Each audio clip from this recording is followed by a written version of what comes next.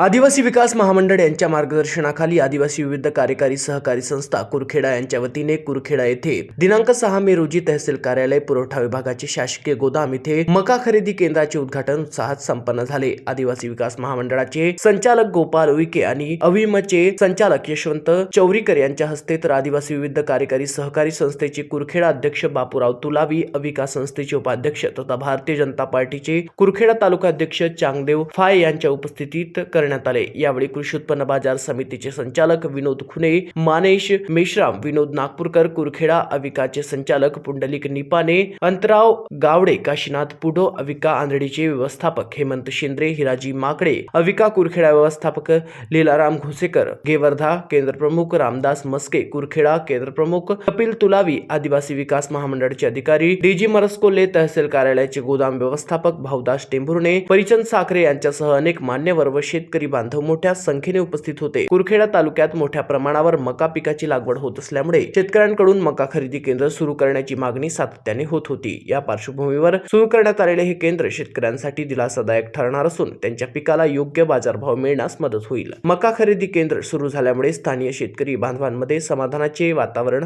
असून शेतकऱ्यांनी शासकीय खरेदी केंद्राचा लाभ घ्यावा असे आवाहन करण्यात आले।